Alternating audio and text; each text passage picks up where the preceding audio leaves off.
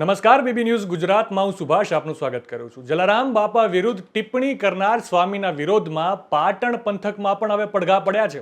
ત્યારે શુક્રવારે સાંતલપુર વારાહીના સનાતન પ્રેમીઓએ અર્ધનગ્ન હાલતમાં વિરોધ પ્રદર્શન સાથે વારાહી મામલતદારને આવેદનપત્ર આપી સ્વામિનારાયણ સંપ્રદાયના સંત જ્ઞાન પ્રસાદ વીરપુર જલારામ મંદિર ખાતે જઈને જાહેરમાં માફી માંગે તેવી ઉગ્ર માંગ કરી છે।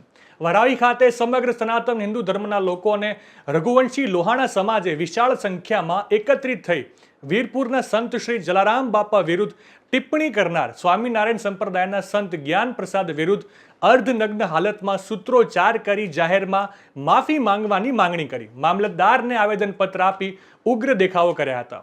સાંતલપુર વારાહી સહિત સમગ્ર વારાહી હિન્દુ સમાજના લોકો અને રઘુવંશી લોહાણા સમાજના લોકોએ બસ સ્ટેન્ડથી રેલી યોજી રામધૂન સાથે મામલતદાર કચેરી ખાતે પહોંચી અર્ધનગ્ન થઈ વિરોધ પ્રદર્શન કરી આવેદનપત્ર આપી વીરપુરના જલારામ ધામમાં જલારામ ભક્તોની ઉપસ્થિતિમાં સ્વામિનારાયણના સંત જ્ઞાન પ્રસાદ માફી માંગે તેવી માંગણી કરી હતી। આ બાબતે શું કહી રહ્યા છે સનાતન પ્રેમીઓ, વિગતે સાંભળી આ વિડીયોમાં।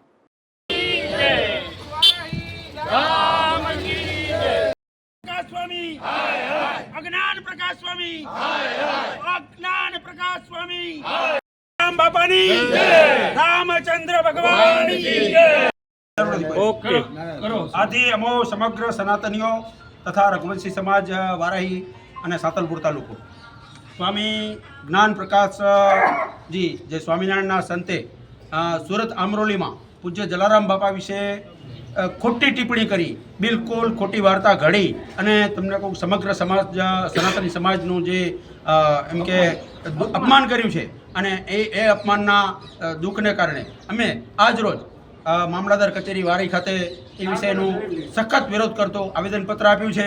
અમે એવી માગણી કરીએ છીએ કે આ વત્સલ સ્વામી પૂજ્ય જલારામ બાપાના જગ્યાએ જઈ અને લેખિત અને એના ચરણોમાં નમન કરી અને હૃદયથી માફી માગે તો જ એને માફી મળે, આવી અમે બિલકુલ તીવ્રતાથી માગણી કરીએ છીએ। બોલો જય જલારામ બાપા, ભાઈ દેવચંદભાઈ વારાઈ ગોકલાણી। જે જ્ઞાન પ્રકાશ સ્વામીજીએ બાપા વિરુદ્ધ જે શબ્દો ઉચ્ચાર્યા છે એ ખૂબ નિંદનીય છે અને સંતોએ સારી વાતો કરવી જોઈએ। આવી રીતે સમાજને સનાતન ધર્મને નુકસાન થાય એવી વાતો એમણે કરવી ના જોઈએ। એના માટે વારાહી લઘુવંશી સમાજ તથા સમગ્ર હિન્દુ સમાજ વતી બધાએ આવેદનપત્ર આજે મામલતદાર સાહેબને આપ્યું છે અને સખત શબ્દોમાં બધા વિરોધ કરે છે। ઓકે હવે બોલો। જ્ઞાન પ્રકાશ સ્વામીને કદાચ એ ખબર રહી હોય કુદરતના દરવાજે વાણી અને પાણીનો હિસાબ આપવો પડે છે। એમણે જલારામ બાપાની બાબતે જે કંઈ વાણી વિલાસ કર્યો એ સનાતન ધર્મને અને સનાતન સંતને દુઃખ પહોંચે તેવું તેમનું નિવેદન રહ્યું છે। તેથી એ વીરપુરમાં આવી અને જલારામ બાપાની માફી માગે। ઠક્કર સમાજ અને જલારામ ભક્ત સમાજ આનાથી નારાજ થયો છે। એમની ધાર્મિક લાગણી દુભાણી છે, હૃદયને ઠેસ પહોંચી છે, એટલે એમણે માફી માગવી જોઈએ અને નમતું જોખવું જોઈએ। જો નમતું નહીં જોખે તો હજુ આંદોલનને વધુ વેગવંતું બનાવીશું તેની હું તેમને આ મીડિયાના માધ્યમથી જાણ કરું છું।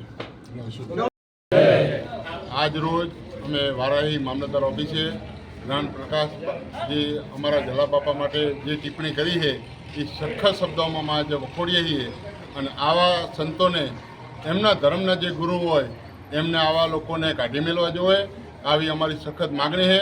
અને જલારામ વીરપુર જઈ અને લિખિતમાં માફી માગે તો જ અમે માફી આપી શકીએ, નકર આને માફી ના મળે।